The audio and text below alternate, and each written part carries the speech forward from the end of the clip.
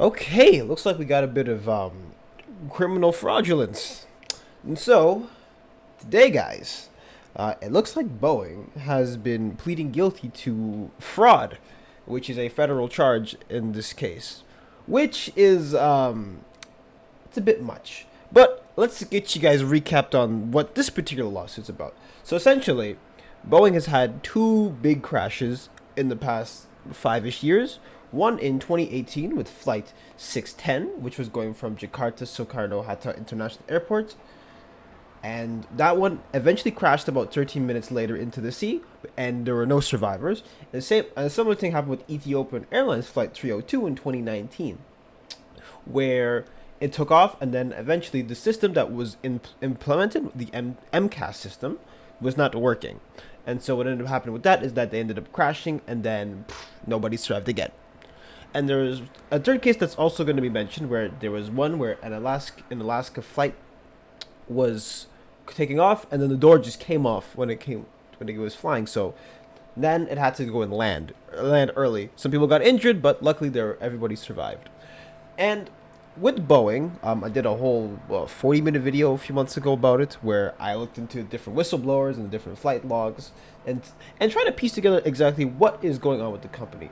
And from my own findings, I found that there was a lot of neglect and a lot of cutting corners. That's the better word. There's a lot of cutting corners when it came to the different whistleblowers. They said they were cutting corners here. They're using old parts, and they're trying to manufacture planes as fast as possible.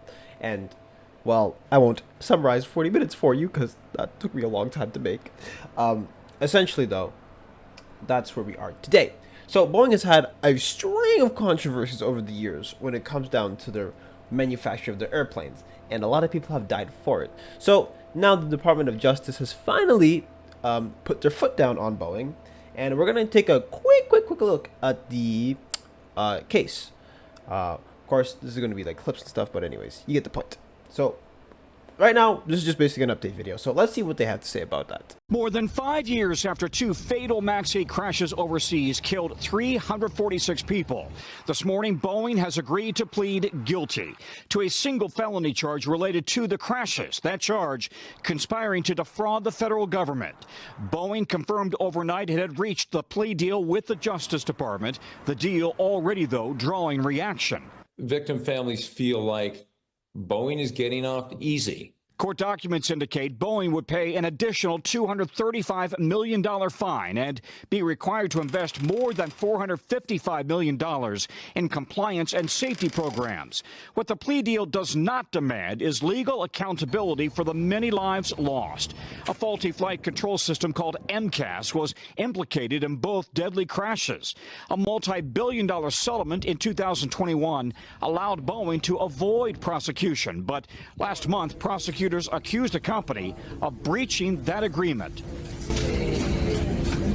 Overnight, pushback came swiftly from the victims' families, who had chanted shame at the CEO, and their lawyers blasted what they call a sweetheart deal. All right, so mind you, it's for criminal fraud charges, and if I just quickly look at definition of fraud here, it says here, I'm just going to pull out a quick definition for fraud right here, and it says here, the statute does not define the phrase obtained by fraud. Fraud is defined by non-technical standards and is not to be restricted by any common law definition of false pretenses. One court has observed, the law does not define fraud, it does not need no definition, it is as old as falsehood and as versatile as human ingenuity. Weiss v. United States.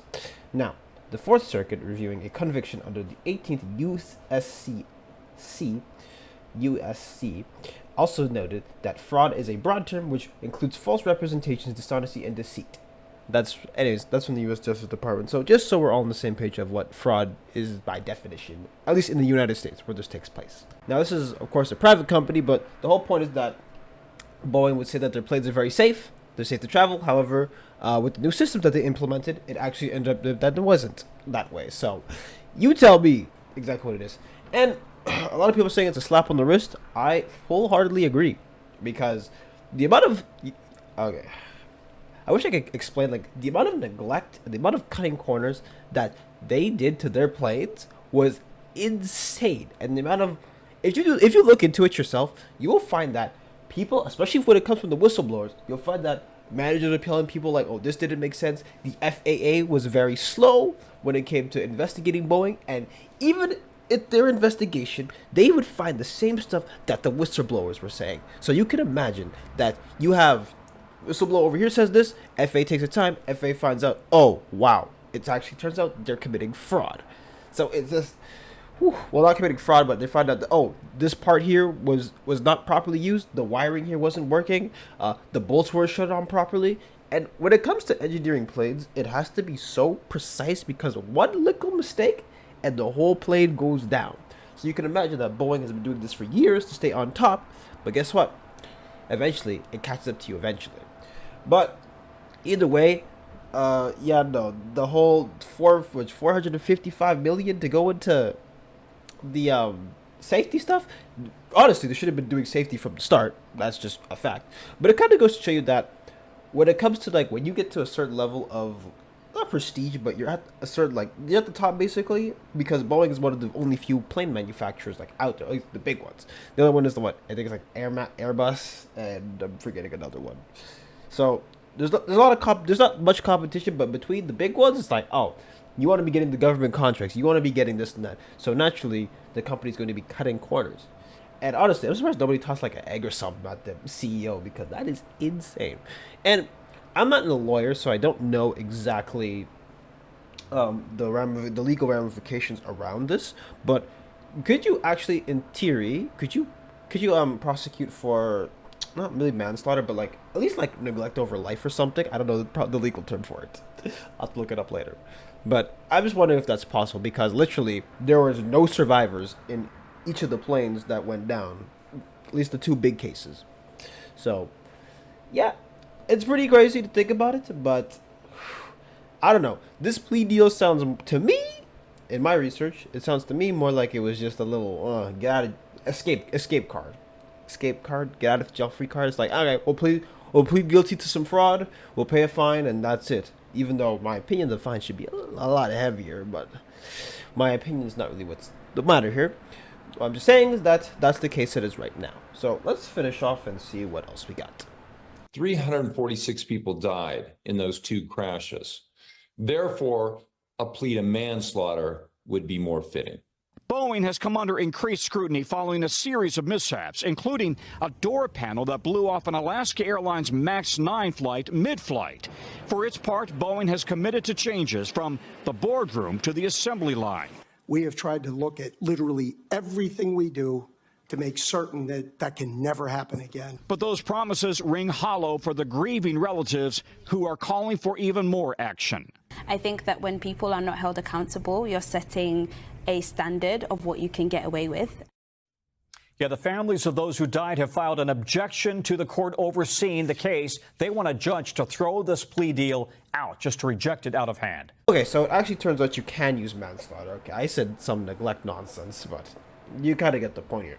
And it goes to show you that the craziest part about all this is just the fact that every time somebody came out against Boeing, okay, at least not every time, but there was two whistleblowers like this year that died.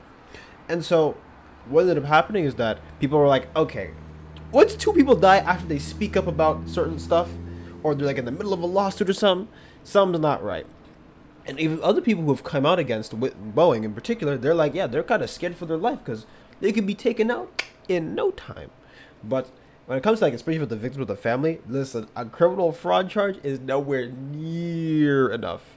And what these people want is they want accountability for what happened to each of the planes, because a few people want to take some shortcuts to keep a contract or whatever you know, the update was. Ugh, sorry, my eyes are burning. But regardless, it's a lot to take in. But at least the bright side is something is getting done, because for the longest time, it looks like Boeing was not going to get away with this forever and ever. But what do you know? That's not entirely the case. Matter of fact, this is going to put some more notoriety, even more on them, despite the fact that even though, you know, it's kind of, it was kind of like, not down low, but it was like, it's kind of like with news cycles. It went up, and then it goes down, then it goes up, it goes down, and hopefully it stays up this time. And mind you, if I look at Boeing stock right now, I'm pretty sure it's also down in the dumps again, because every time a whistleblower died, literally the stock would go down every time. And I'm just gonna look at it over the past maybe like what 5-ish days to see what it is. So as of right now, what I'm looking at here is it went up for a little. It was like kind of going down, went up, then it spiked all the way back down again. And it's like, yeah. But you have to understand, at the time that the whistleblowers died, the stock went way down, like way down. So you could maybe say, well, you know, they were hoping this would happen or whatever, but who knows? I can't speculate for you, and I'm not here to speculate for you. I'm here to get facts. But anyways, wow, that's actually a lot to take in. But I just want to do this quick update video, because I actually have been following this case rather closely. So I actually want to kind of see it through to the end. So this is probably the first step of many things, but if anything else gets revealed about Boeing, I'll try to be the first to let you know. But please check out the video that I did a few months back about what is going on at Boeing, because that's where I really delve deep into each and every single like whistleblower, like different scandals that happened. Even went through some documentation. Like it was a lot. So I encourage you to go check it out. If you don't want to, that's fine. But that video really helps to figure out where we are right now. But anyways, if you enjoyed this update video, make sure to like, comment, subscribe, follow my social down in the description below. And that's it out of me for today, so ciao.